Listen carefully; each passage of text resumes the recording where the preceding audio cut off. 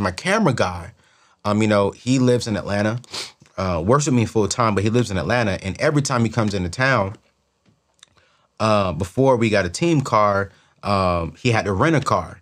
And the last time he came in, not last time, one time when he came in the car, into town, right? He rented a car through Turo, right?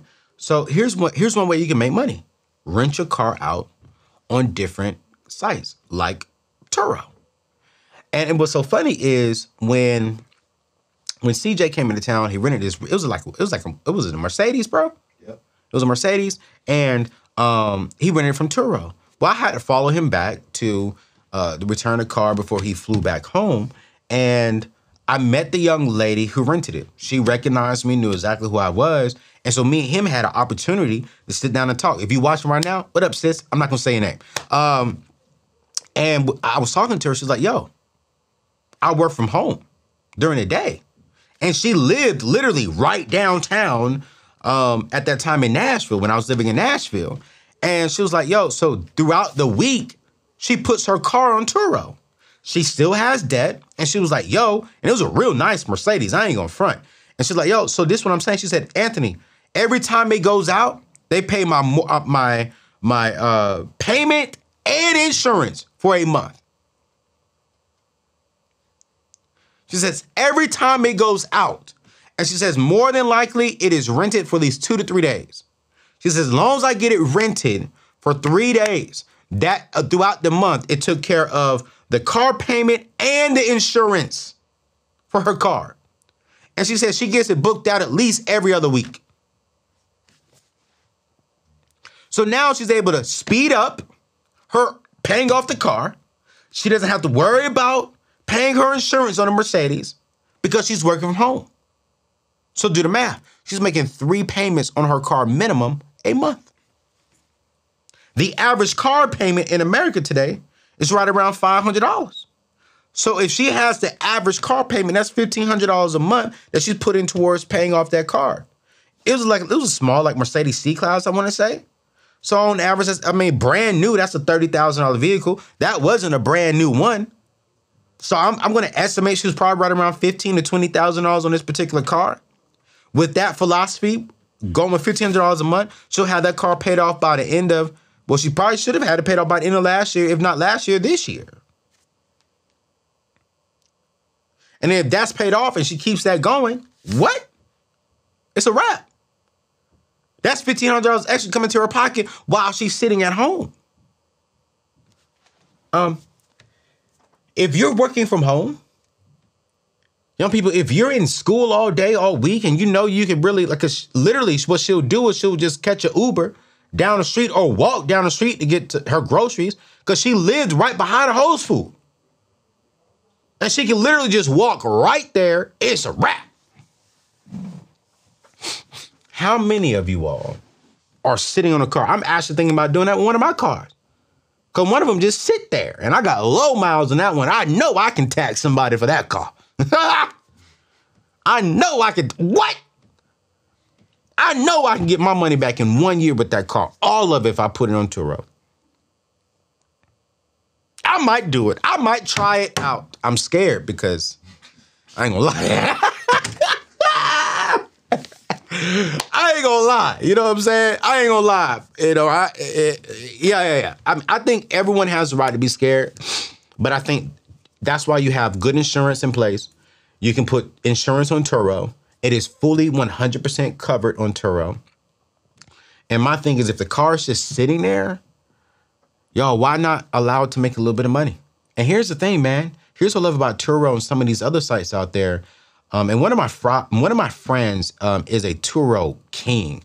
Yo, if you want to learn more about this, right? If you really want me to do like a whole show on how to rent out your car, and this guy he has like a fleet of cars, but I'm gonna ask him, like, is there a way to make an extra $25,000, $50,000 a month off of one car, that your main car? And if he says yes, how many of you all would like me to actually bring him on the show? Just put yes Turo in the comments. Send me a DM. Let me know if you want me to do a full show on this, because I think it's a brilliant idea.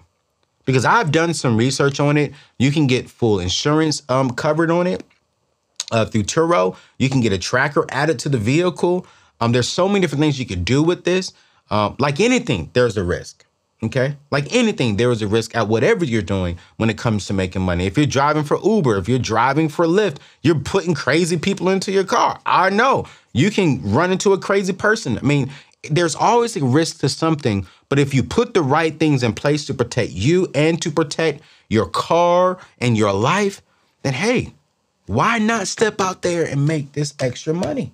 What is on the inside of you that can help you really, really generate income, build income? And here's the thing. I really want to say this, man. I really want to say this. And I want to say this the right way. Okay. I was on Clubhouse, and one of my friends, and a very well-known bishop who I look up to and love and respect and admire, he said something, and I was like, ugh. I didn't really like it at first, but I was like, I see what he's saying, but ugh. He said, man, making six figures is not a lot of money. He said, 6 figures is not a lot of money anymore. And I was like, whoa. We can't say that when 42% of black people and 30% of white people will not even make $30,000 this year. That's a proven fact. That's a proven study from McKinsey and Company, right?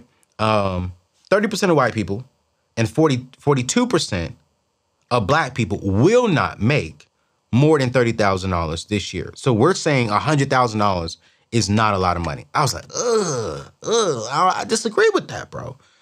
Because on top of that, you got the average person in America, single person gonna make $46,000. The average household income with 2 people living in it, with 2 adults in there are making $65,000 to $68,000 a year.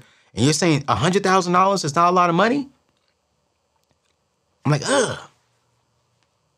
I told him I disagree. When I got off of Clubhouse, I was just sitting there thinking, I was like, man, should I do a show on this? And I think what he was saying was, if you have the discipline, if you have the financial literacy, if you're willing to listen to people like myself, like Dave Ramsey, like Earn Your Leisure, like His and Her Money, like David Shands with the Social Proof podcast, there are ways, man, you can make $100,000. It's not easy. It's not going to happen overnight. But if you're willing to read, if you're willing to watch, if you're willing to actually do the research and apply from the people who are actually doing it, I can see what he is saying. That you should be able to get to $100,000 income. You should be able to get to where you're averagely making $10,000 a month. It's hard, but it's not hard. I hope it makes sense.